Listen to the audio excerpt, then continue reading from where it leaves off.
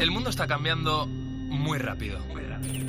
Lo que hoy era una novedad, mañana se habrá quedado en algo antiguo. Ese frenético ritmo que muchas veces nos hace preguntarnos ¿y qué será lo siguiente? Velocidad que genera incertidumbre, a veces miedo, pero también intriga, ilusión y sobre todo emoción por conocer. La ciencia, la tecnología, la innovación, los cambios sociales nos empujan para seguir avanzando. Soy José Ángel Cuadrado y si tú me preguntas ¿qué será lo siguiente? ¿Qué va a ser lo siguiente? Yo te respondo, esto es lo que viene. Hoy mismo vamos a lanzar a audiencia pública el plan de ciencia.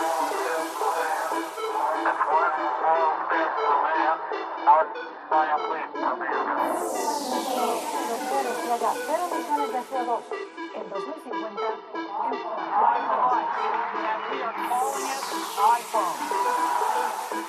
El comité ha llegado a una conclusión científica clara. Es una vacuna segura y efectiva. La tercera misión de SpaceX se ha acoplado con éxito. En COPE, José Ángel Cuadrado. lo que viene.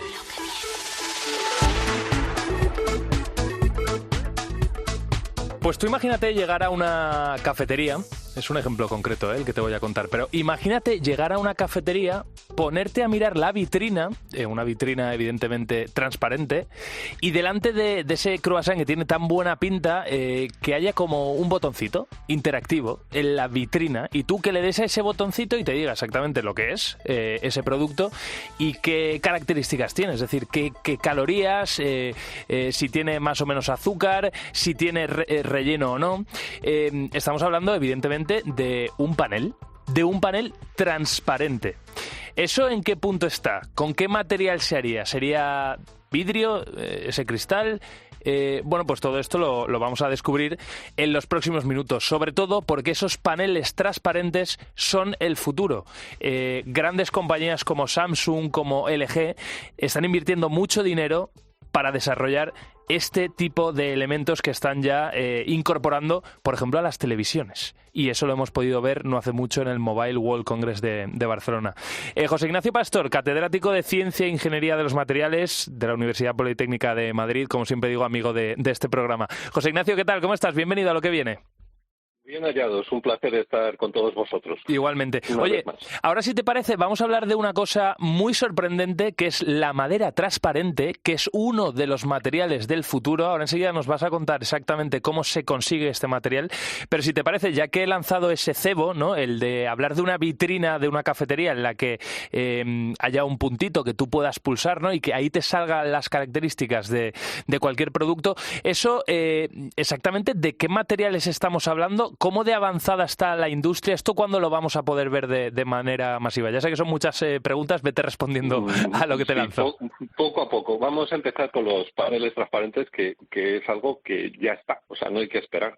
Si uno viaja a Corea, que es una de las cunas de toda esta tecnología, ya puede ver en aeropuertos, en estaciones de tren, en grandes superficies, paneles transparentes que se están utilizando. Es decir, esta tecnología dentro de pocos meses la tendremos en España y podremos comprar televisores transparentes. Detrás de ellos pues hay distintas vías, es decir, una vía que es la más tradicional, que son los cristales líquidos, que son las pantallas que llamamos de plasma tradicionales, son las LCD que conocemos, que básicamente son dos vidrios, entre medio de las cuales tenemos los cristales líquidos, el LCD el Liquid Crystal Display, y un marco, que es el que vemos con metálico, que es lo que no es transparente.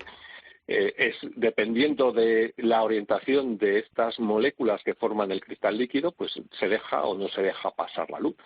Y en los últimos años se han desarrollado otras dos tecnologías, la de Samsung, que es microLED, sí, y las de LG, que es OLED, que, bueno, Samsung también tiene OLED.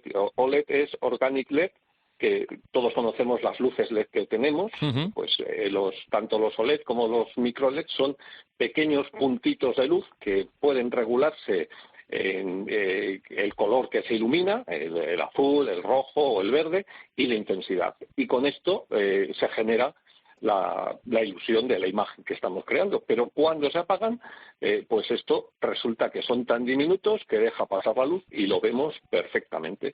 Entonces podemos estar delante de un panel que nos deja ver lo que hay en el posterior y de repente se iluminan zonas pues para decir las características del bollo que estamos mirando, sí. O si estamos en un partido de fútbol para ver el dorsal del jugador y decirnos cuántos goles ha marcado, sus registros, etcétera. Es decir, las aplicaciones son infinitas. No, o por ejemplo, José Ignacio, ir en el metro y que en ese panel transparente se proyecte publicidad, ¿no? O ir en un bus turístico recorriendo, yo qué sé, Viena, ¿no? Por ejemplo, y que en cada una de las zonas a las que llegamos con ese bus nos vaya saliendo una descripción exactamente de lo que estamos viendo a la derecha o a la izquierda del panel, ¿no? O sea que efectivamente las propiedades y sobre todo las posibilidades que da este nuevo componente son casi infinitas.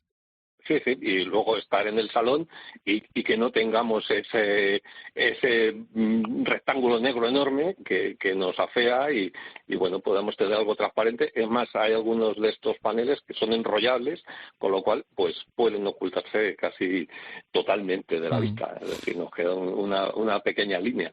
Así que estamos, lo que queda por venir es muy excitante y muy interesante. Desde luego que sí, es apasionante. Oye, José Ignacio, es también apasionante descubrir un material como es la madera, ¿no? Que claro, tú piensas en madera y piensas en algo marrón, ¿no? Más o menos oscuro, pero marrón y compacto, ¿no? Y cuando te dicen que la madera del futuro, bueno, del futuro no, del presente ya, porque esto existe, ¿no? Pero que se pueda utilizar de manera masiva en el futuro, o sea, una madera transparente, claro, te quedas un poco sorprendido. Explícanos, José Ignacio, si te parece, lo primero, ¿cómo es el proceso para convertir una madera en un elemento transparente? ¿Eso cómo se consigue?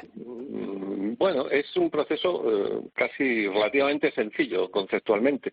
Nosotros tenemos la madera y bueno, pues sabemos que son células colocadas, que tienen unos tubos, por llamarlo de alguna forma, a través de los cuales pues circula la savia, se lleva el agua, se lleva los nutrientes a la planta, se produce la respiración.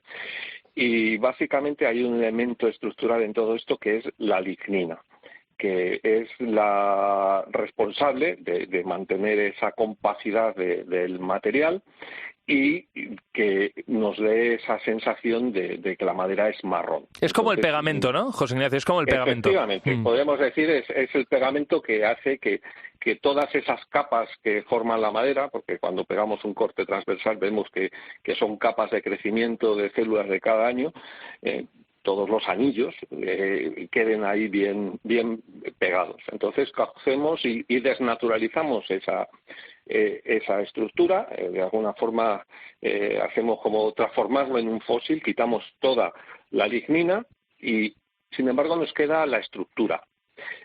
Con esto lo que conseguimos es una apariencia blanquecina de todo nuestro trozo de madera original. Claro, esto pues no nos ayuda. Pero ahora podemos dar un paso más y es ese esqueleto que nos ha quedado, que tiene un aspecto lechoso, porque son células huecas en definitiva, lo rellenamos con algo que tenga un índice de refracción pues similar al del aire, es decir, que para cuando pasemos de un medio a otro no lo sintamos, lo mismo que ocurre con el vidrio de nuestras gafas, es decir, que no hay diferencia y por tanto no se produce una reflexión de la luz y no nos da la sensación de que eso es algo opaco. Pues si se rellena con una resina, pues una resina epoxi habitualmente que tiene una buena resistencia, aprovechamos por una parte la resistencia de ese esqueleto de la madera, que es un esqueleto muy bien diseñado por la naturaleza a lo largo de miles de años de evolución, y ponemos un material resistente como son las resinas epoxis, que van a hacer ahora el efecto de la lignina, pero con la ventaja de que va a ser un material transparente. Pues tenemos un material al final que resulta que tiene unas propiedades muy buenas como tiene la madera desde el punto de vista de resistencia, y además que es prácticamente transparente. No nos tenemos que entusiasmar demasiado porque no llega a ser totalmente transparente. Depende del grosor, ¿verdad? Depende del grosor de esa madera. Se pierde pues del orden de un 10% cada milímetro, 2 milímetros de espesor que tenemos. Claro, Entonces, si queremos tener varios milímetros, pues empezamos a perder más y vemos pues como si fuese un vidrio de los que colocamos en el baño que queda difuminado. Bueno, pues depende un poco del grosor que queramos y de la aplicación que vayamos a dar. Claro. Si queremos cierta privacidad, igual no nos importa tener eso, o si queremos separar zonas dentro de una oficina o algo así, pues teniendo algo de transparencia para que pase la luz, pero sin llegar a ver lo otro, pues también es una muy buena aplicación. Incluso suelos, que da una sensación de ingravidez. Sí, y sobre todo teniendo en cuenta, como tú decías, ya no solo la resistencia de este material, sino también el aislante, ¿no? Estaba viendo que, por ejemplo, es 5 veces más aislante que el vidrio, por ejemplo, ¿no? Este tipo de madera, con lo cual, como tú decías, para las ventanas de un baño, por ejemplo, ¿no? Imagínate que ahí queremos privacidad, bueno, si se mantiene la temperatura, pues mucho mejor. Oye, pues se puede utilizar quizá para las ventanas del baño. Y luego, José Ignacio, ¿nos podemos imaginar grandes estructuras hechas a partir de esta madera? Sí, claro, esto es decir, podemos, desde el punto de vista arquitectónico, nos ofrecen muchas posibilidades porque podríamos darlo distintos colores. Además, podríamos usar distintos elementos fotocrómicos que en función de la corriente eléctrica que hagamos pasar, ese color vaya cambiando. Eso añadido a la buena resistencia mecánica y a la buena resistencia en cuanto a conductividad térmica que tiene. Es decir, es un elemento que puede ser estructural, puede ser funcional en cuanto a aislante térmico y además puede ser estético, de tener fachadas de edificios que pueden ir cambiando de color en función de la hora del día y, por ejemplo, cuando les da el sol en invierno, volverse más oscuros para absorber el calor y en verano volverse más blancos para que ese calor sea reflejado y mantener más fresco todo el entorno interior. Pues este es un material que además es mucho más sostenible que, por ejemplo, un plástico, porque evidentemente puede ser biodegradable. El único reto aquí que hay, José Ignacio, es que las resinas que se utilizan para esa última fase, ¿no? Para darle esa propiedad en fin, que se pueda ver, ¿no? A través de este material, que sea transparente, esas resinas de momento son algo tóxicas. Es decir, vamos a tener que investigar, ¿no? La ciencia va a tener que investigar y dar con resinas que no tengan esa propiedad, evidentemente. Sí, hay dos retos. Uno que es las resinas, obviamente. Si usamos resinas epoxis, pues no es lo mejor, pero hay soluciones que vienen del mundo de la biología y podemos usar residuos, por ejemplo, de cítricos, que se pueden usar estos residuos como pegamentos y bueno, pues aplicarlos en esa madera que hemos desnaturalizado, hemos quitado la lignina, para estarlos rellenando pues con estos ácidos acrílicos y limoneno que se derivan de los residuos de las cáscaras de limón de naranja, de los cuales en España pues tenemos muchísimos. Sí. Tenemos uno de los grandes productores de zumo del mundo. Y hay otra línea la cual se está investigando, que quizás sea menos conocida, y es, digamos, las maderas artificiales. Es decir, usar maderas naturales tiene un problema, y es que necesitamos superficies relativamente grandes de los árboles para hacer este proceso y bueno, pues si queremos un ventanal tendríamos que tener una sección importante del árbol o coger y estarlas uniéndola, pero luego tenemos todas las maderas artificiales que conocemos, que usamos pues en los suelos, en las mesas, que en definitiva son agregados de madera, de residuos de la madera, que están pegados. Podemos usar esta misma tecnología para hacer esas superficies transparentes, o incluso que cambien de color, o hacer toda la variedad de soluciones que se nos pueda ocurrir, siendo sostenibles y bueno, desde estas opciones a tener carcasas para protección del móvil, incluso láminas para protección de la pantalla del móvil. Bueno, esto en función de la estructura que tengamos podemos tener propiedades optimizadas en una dirección u otra, lo cual pues es una gran ventaja, ¿no? Ya no solamente estamos con las estructuras naturales, sino con las estructuras que seamos capaces de crear. Y dentro de las estructuras naturales hay que tener en cuenta que en función de la madera del árbol que estemos utilizando, depende de las especies, vamos a tener estructuras muy distintas, con lo cual vamos a tener una capacidad de adaptación a distintas situaciones que puede ser enorme.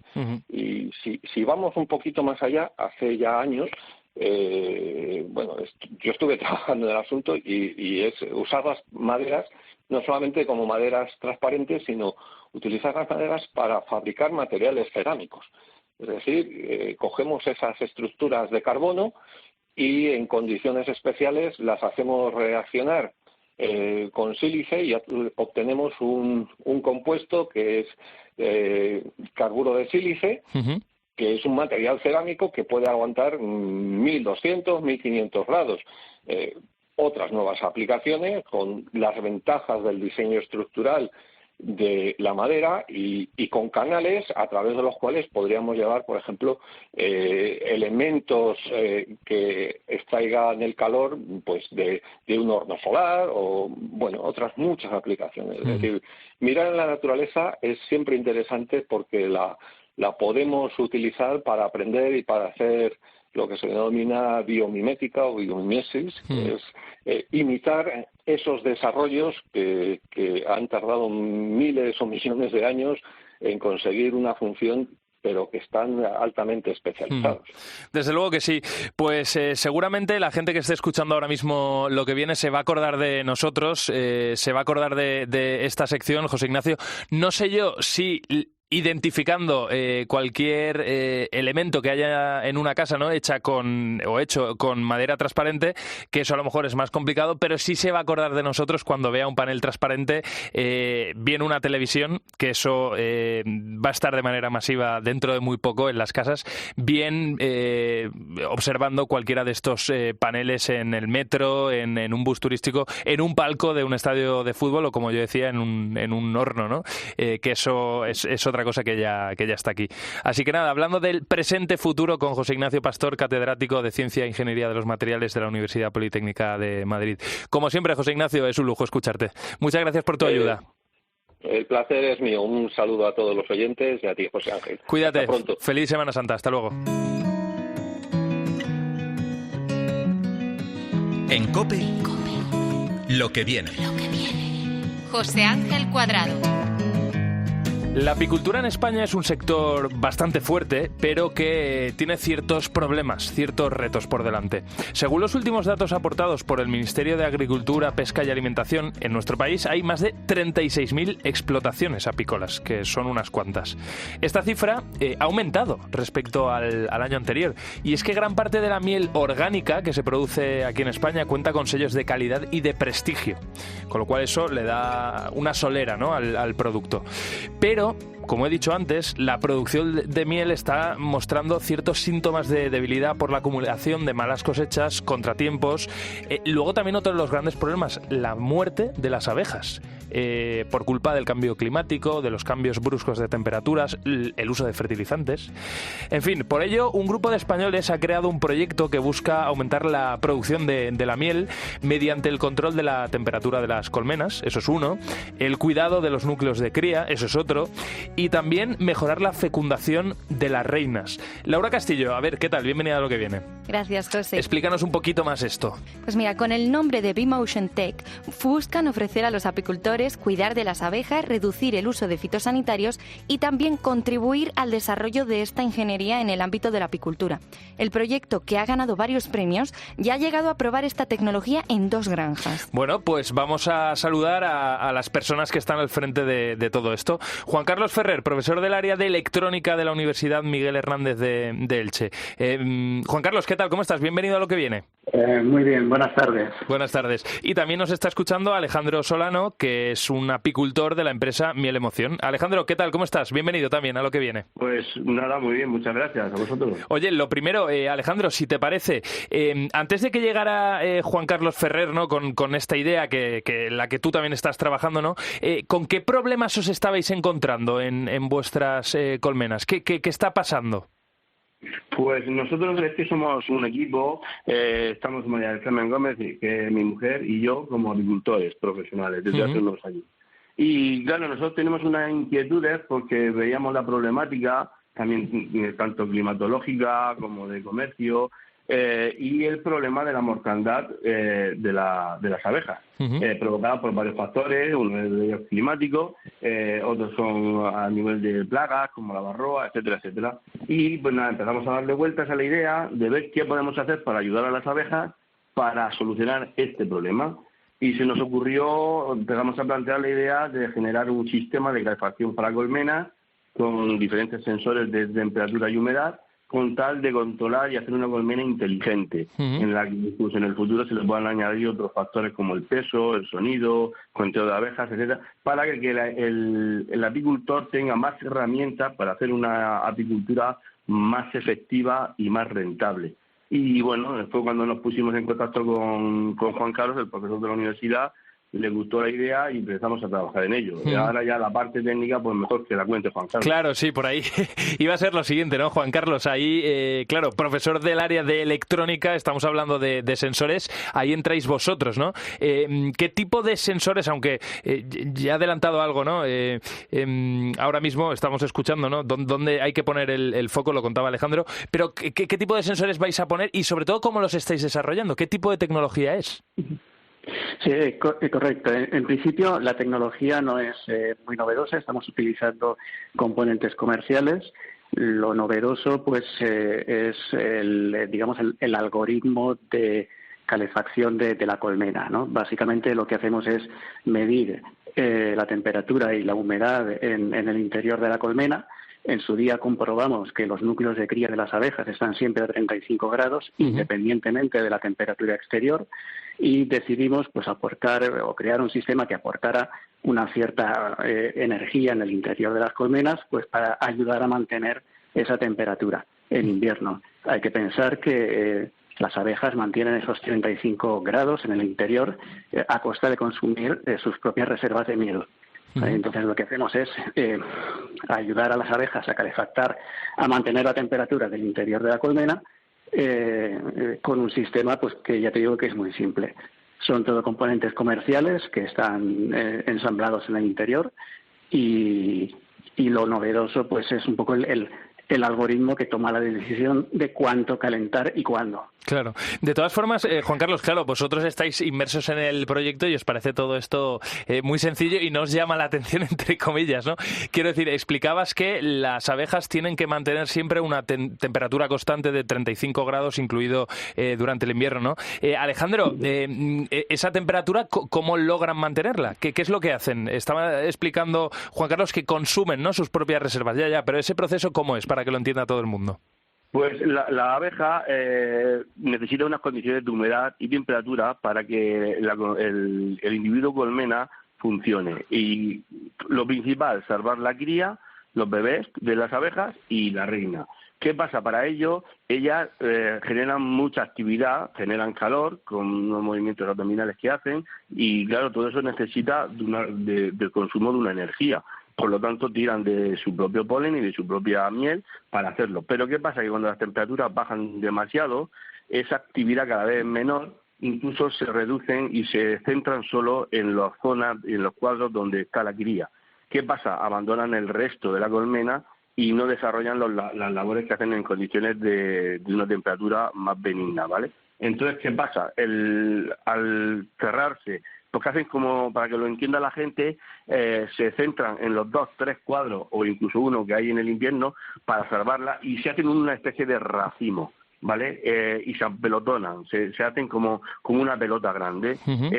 Claro, con eso, ¿qué consiguen? Mantener la temperatura de esa zona, que para ellas es la vital para que la colonia pueda conseguir pasar el invierno y enfrentarse a la primavera siguiente. Y nosotros lo que intentamos es generar una condición dentro que palíe un poco las temperaturas extremas con tal de que su actividad sea lo más normal posible. Y yo para eso hemos desarrollado este fondo, que en verdad es un fondo sanitario que ya existe. Lo único que nosotros estamos desarrollando uno nuevo, totalmente diseñado desde cero, con materiales mucho más aislantes que los que se usan normalmente, y en el que hemos alojado el sistema electrónico con el software y los sensores y una resistencia en el fondo de la colmena para que se genere, para que la gente lo entienda, es una casa con calefacción. Sí, se ha entendido. Y yo os quería preguntar también, ¿y tenéis en mente, sacar B-Motion Tech al mercado, o ahora mismo cuál es el siguiente paso? Juan Carlos. Sí, en principio estamos constituidos ya como empresa, como una spin-off derivada de la colaboración de la investigación en la universidad con Miel Emoción. Y los próximos pasos, pues lógicamente, son captar financiación para poder seguir desarrollando los proyectos. Ahora mismo disponemos de prototipos funcionales, pero lógicamente si queremos ampliar la gama de servicios o fabricar colmenas más complejas, pues necesitamos dedicarle tiempo, recursos humanos, recursos materiales, y para ello necesitamos financiación externa, que puede pasar por financiación pública o por inversores privados, lógicamente. Bueno, pues es un proyecto muy interesante. Yo os quería contar una cosa personal, ¿no? Hace unas semanas escuché en Herrera en COPE a una fósfora contar que ella toma todos los días una cucharadita de miel y que desde hace 10 años no se ha contagiado de gripe. Y yo desde que la escuché me estoy tomando esa cucharadita de miel todos los días. Y me fijé cuando fui a comprar la miel que fuera producida en España. Porque, Alejandro, ¿cuánto daño se está haciendo la miel que se está importando de otros países? Y sobre todo, ¿qué calidad tiene esa miel en comparación con la nuestra, con la española? Pues mira, lo primero también te aconsejaría, aparte de la miel, los otros productos derivados de la miel, ¿vale? O sea, de la colmena, que diga, como el propóleo. El propóleo es un medicamento natural y es importantísimo para el sistema inmune. Y sobre el tema del comercio, pues la verdad, nos está poniendo en jaque. Está ahora un poco en boga, ¿no?, el tema de las reivindicaciones de los agricultores. Sí, por eso te preguntaba. Aunque nosotros tenemos pequeñas diferencias con ellos, con sus prácticas, pero vamos de la mano. Nosotros ahora mismo se están importando mieles de muy baja calidad, de casi incluso sin ningún control sanitario, que se está mezclando con mieles nacionales. La legislación es muy ambigua, les permite el etiquetado poder esconderse, y claro, al final el engañado es el cliente final. Por lo tanto, nosotros hacemos un producto de muchísima calidad con un valor añadido importantísimo, y las mieles que vienen por ahí no pasan ni esas cribas ni esas condiciones, y no es de calidad. Entonces, el que hace hunden el precio. ¿Por qué? Porque lo meten vía unos países, luego lo modifican, lo meten vía otros países, pero el caso es que el producto que llega a España, en vez de defender el producto nacional, que es de primera calidad y que pasa todos los controles, pues la calidad es muy baja. Incluso a veces se han detectado que no es que sea baja, sino que es peligrosa. Sí, desde luego. El precio y hace que nuestra actividad no sea rentable. Sí. Mueren colmenas por culpa de la climatología, por culpa de la varroa, por culpa de varios problemas de enfermedades que tienen las colmenas, y claro, cada vez el gasoil más arriba y nuestra actividad se complica. Y entonces, ¿qué puede pasar? Pues no es alarmar, pero es una realidad. Pues eso, que la polinización de las abejas, que son tan importantes para cualquier alimento, pues está en jaque. Ahora mismo está en jaque. Desde luego que sí. Pues nada, yo recomiendo a la gente que eche un vistazo a la etiqueta, y ahí queda muy claro de dónde es el producto, qué calidad tiene, etcétera. Y lo que siempre decimos, calidad española, la miel española es la que hay que consumir porque lo tiene absolutamente todo. Oye, Juan Carlos Ferrer, profesor del área de electrónica de la Universidad Miguel Hernández de Elche, y también Alejandro Solano, apicultor de la empresa Miel Emoción. A los dos, mucha suerte con este proyecto y gracias por tirar hacia adelante, ¿eh? Os seguimos la pista.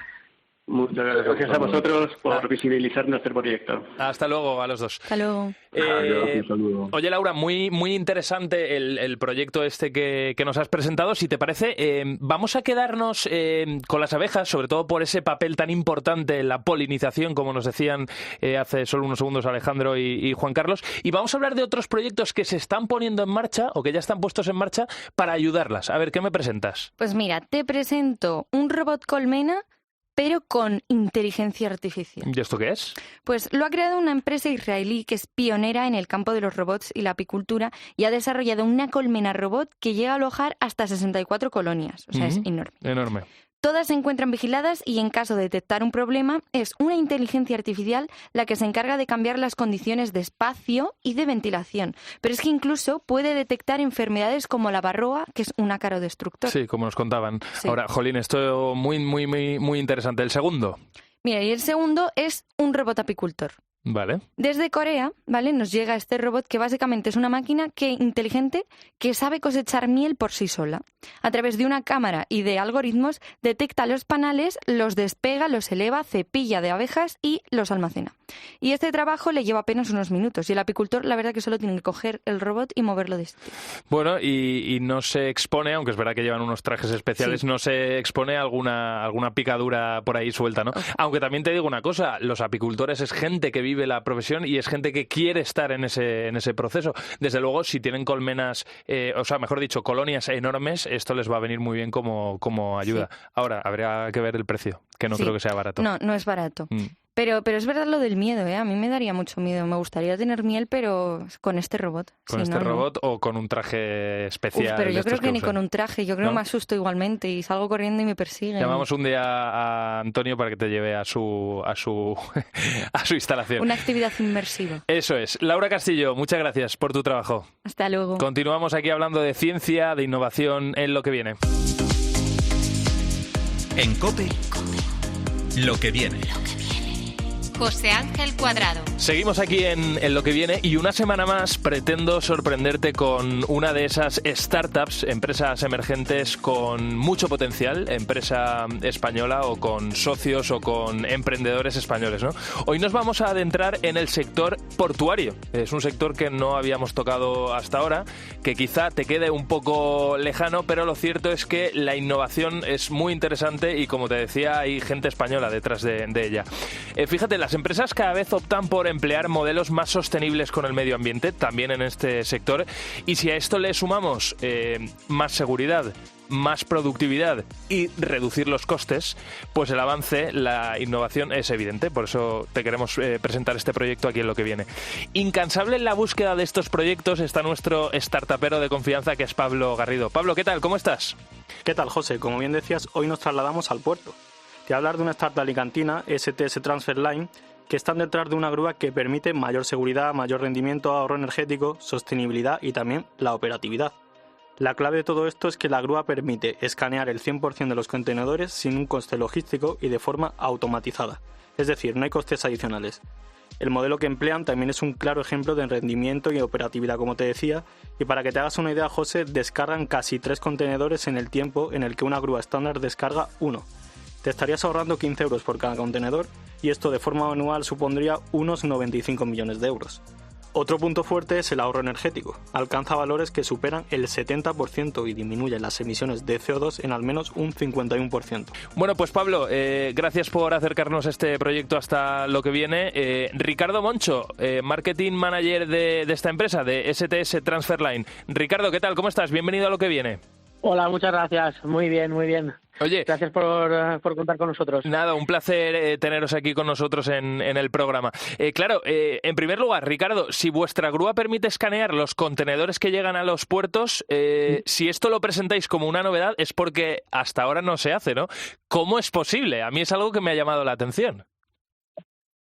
Pues sí, la verdad que si te soy sincero, yo me asombré cuando busqué como la estadística, ¿no? La estadística, para que te hagas una idea, a nivel mundial, un puerto que escanee muchos contenedores puede estar escaneando un 4%. un puerto medio a lo mejor puede escanear un 3% de los contenedores y muchos de los puertos que conocemos escanean no llega al 2,5, ¿no? Entonces, claro, es un dato que cuando lo conoces te sorprende, ¿no? Por todo lo que conlleva el no escanear contenedores, ¿no? Entonces, en ese punto, pues ya vimos que era, como bien has comentado antes, un tema muy diferencial el poder escanear el 100% y además sin coste. Claro, estamos hablando estamos hablando, Ricardo, de seguridad, porque evidentemente en un contenedor se puede esconder drogas, se pueden esconder, no sé, animales, o sea, se puede, exacto, animales, armas. Claro, el 4% es que es una cantidad, es un porcentaje bajísimo. Y vosotros sois capaces de identificar cualquier tipo de objeto, de animal que vaya dentro de un contenedor, cualquier cosa, ¿se escanea? Sí, totalmente. Al final, en realidad, digamos, poniendo sobre la mesa nuestra patente puede escanear cualquier cosa porque hay sistemas que escanean cualquier cosa y ahí es donde, digamos, nosotros nos diferenciamos. Es que cualquiera puede escanear cualquier cosa, ¿no? O sea, en un aeropuerto tú puedes escanear cualquier cosa, ¿no? Pero no está ahí la innovación. La innovación está en que nuestro sistema de transferir el contenedor desde el barco hasta el muelle, a través de nuestra patente, que tiene un giro y tiene una serie de temas técnicos, te permite incorporar esa tecnología existente de escaneo y poder escanear. Y eso ha sido como la innovación, ¿no? El cómo hemos diseñado nuestra grúa, nuestra línea de transferencia, por eso la llamamos Transfer Line, que te permite incorporar esas tecnologías existentes y te permite escanear. Y eso es lo que está patentado y es lo que no se puede hacer ni se va a poder hacer si no es con otro sistema que no sea Transfer Line, a nivel portuario, a nivel mundial. Esto, a lo mejor, Ricardo, a alguna persona que está escuchando ahora mismo lo que viene le queda un poco lejos, es decir, quiero decir, en nuestro día a día no estamos en contacto con grúas, ¿no? Y menos con grúas de los puertos, pero cierto es que a raíz de la pandemia el tráfico a nivel mundial, marítimo, de productos, también con aviones, pero es verdad que esa globalización cada vez es mayor, cada vez hay mayor intercambio de objetos, de cosas en todo el mundo. Y claro, en nuestro país tenemos algunos de los puertos más importantes de Europa, ¿no? O sea, ahí está Barcelona, ahí está Valencia, en fin, que yo quería preguntaros si esta tecnología se está usando ya en alguno de los puertos de nuestro país. Justo, de momento no. Justo es una tecnología que hemos estado más de 4 años desarrollando el proyecto y sobre todo lo que más nos ha costado ha sido esa patente proteger, ¿no? A nivel mundial nuestra patente. Tuvimos como el OK a nivel mundial en noviembre, diciembre, y es cuando empezamos a establecer contacto y justo estamos en esa fase como de despegue, ¿no? De estableciendo contactos para, claro, si nos ponemos en situación, ¿no? Aunque no seamos conocedores de cómo funciona este sector, son empresas grandes. Nosotros al final creo que es importante destacar que somos como fue el ABS en los coches, ¿no? Antes en los coches no había un sistema como es el ABS, ¿no? Entonces hubo una empresa que patentó el ABS y fue pues a Mercedes o a Renault y le dijo, oye, si tú quieres incorporar un sistema que mejora la frenada, aquí tengo una patente y tú puedes hacer uso de esa patente para incorporar ese freno, ¿no? Pues nosotros estamos haciendo lo mismo con los fabricantes a nivel mundial. Claro, estos fabricantes son mega empresas que son las que fabrican las grúas, que después a su vez se la venden a los puertos, digamos, ¿no? A los que gestionan los puertos. Entonces, nosotros estamos haciendo ahora esa labor, ¿no? De contacto con esos fabricantes para decir, oye, aquí tenemos patentada una nueva grúa con un nuevo sistema que nuestro sistema permite incorporar los medios que puedas escanear el 100% de los contenedores. Como bien has dicho, en el tiempo que se descarga un contenedor podemos descargar casi 3. Mejora la operatividad de los puertos, que es muy importante. Y sobre todo, tema de sostenibilidad, ahorrar más del 50% de CO2 y además reducir casi al 70% el consumo energético, ¿no? Entonces, claro, todo esto es muy interesante para el cliente final, ¿no? Que podrían ser, por ejemplo, los puertos, pero de alguna manera tenemos que hacerles entender a los fabricantes qué es lo que hace nuestra patente, y estamos en ese proceso. Estáis en ello. Oye, 4 años, ¿qué proceso más complejo, ¿no? De 4 años, digo, en desarrollar la tecnología que ahora mismo queréis ofrecer a todas estas empresas grandes, ¿no? Que comentabas. ¿Cómo es el proceso? Explícanos, ¿no?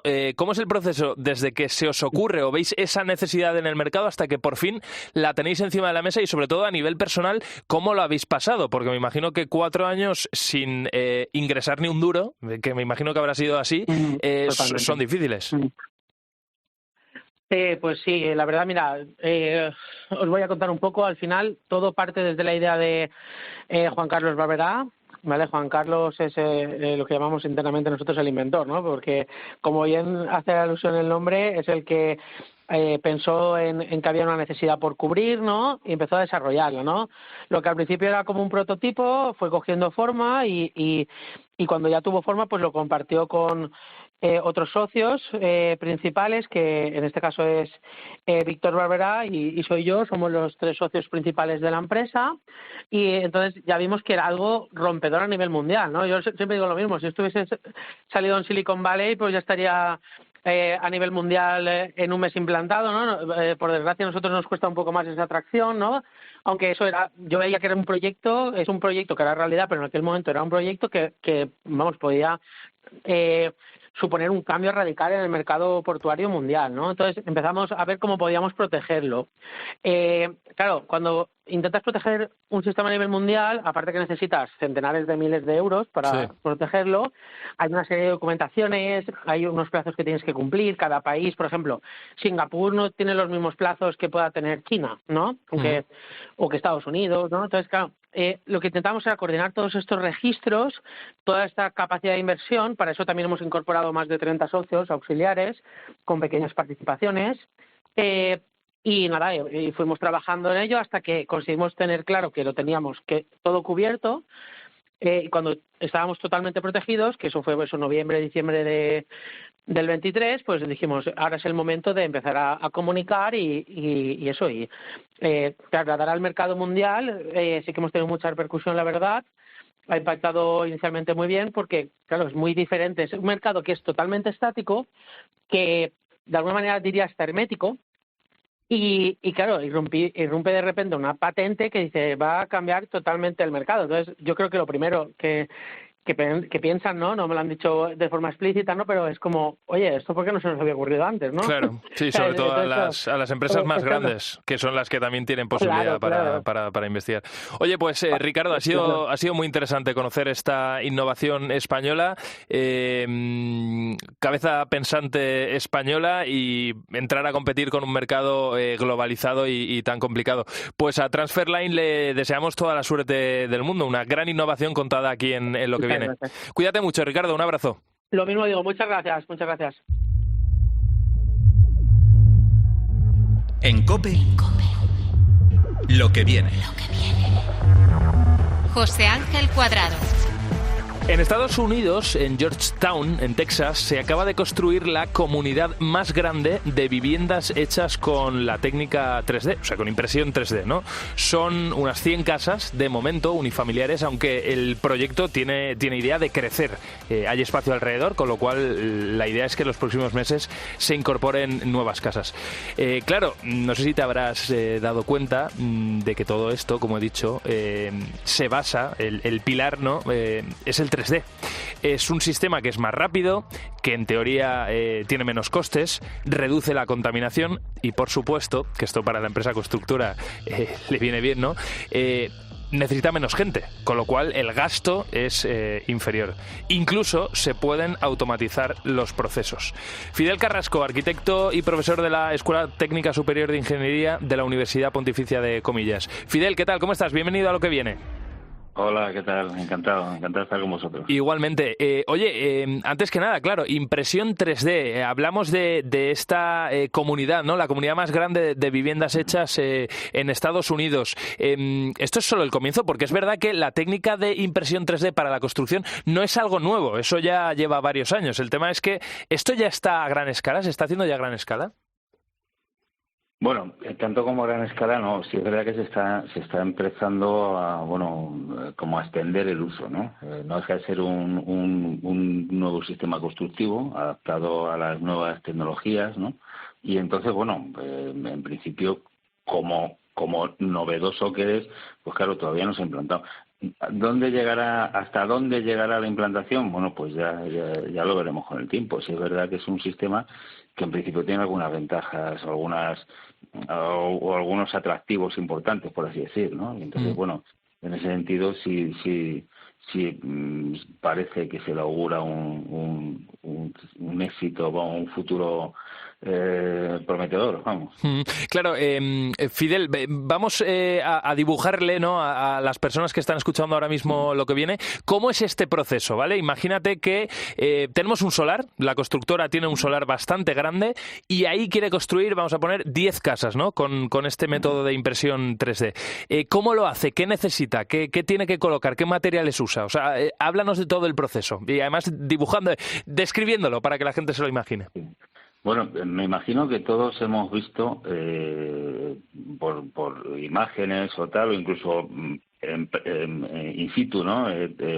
Funciona una impresora 3D de las que se utilizan habitualmente para hacer muchos objetos, incluso cosas decorativas o incluso complementos de vestuario y cosas de este estilo, ¿no? O sea, se usa para muchas cosas y todos hemos visto cómo funciona, que es una máquina que lo que va haciendo es como si dijéramos, dicho para que se entienda, como una manga pastelera, que lo que va haciendo en ese caso pues es dejar un plástico, ¿no? Y entonces con ese plástico, haciendo sucesivas pasadas, pues construyen el objeto con la forma prácticamente que se quiera, ¿no? En la construcción, pues lo que se hace es similar, o sea, es un procedimiento similar, y lo único que ahí lo que se proyecta por esa manga extrusionado, pues es un mortero de cemento. Uh-huh. Entonces, en definitiva, el sistema es exactamente el mismo, pero claro, cambian dos cosas, cambia la impresora, que evidentemente es mucho más grande, y cambia el material que se utiliza, que en vez de ser un plástico, una cosa de este estilo, pues lo que se utilizan habitualmente son morteros. Luego, en función de la tecnología que se vaya, del sistema constructivo que se va a emplear, pues hay quien utiliza también otros materiales como barros o como cosas de estas, ¿no? Pero bueno, en principio, lo que está más extendido, por así decir, o lo que tiene más fiabilidad o está un poco más extendido quizás, es el uso de morteros, ¿no? Con esto lo que se hace es básicamente construir los cerramientos.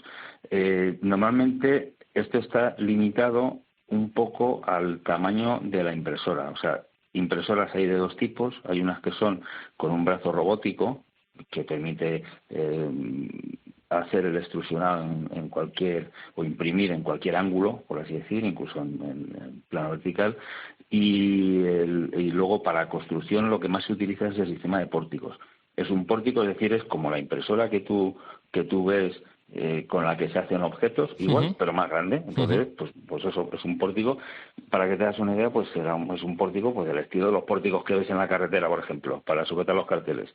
Pues en vez de sujetar los carteles, pues lo que tienes es una manga extrusionado y eso se va desplazando y va dando la forma correspondiente. Uh-huh. Claro, estás describiendo este proceso. El primer elemento o el primer tipo de impresora es algo así como si fuera una grúa, ¿no? Decías ese cuello articulado o ese brazo articulado, eso es como si fuera una especie de grúa, ¿no?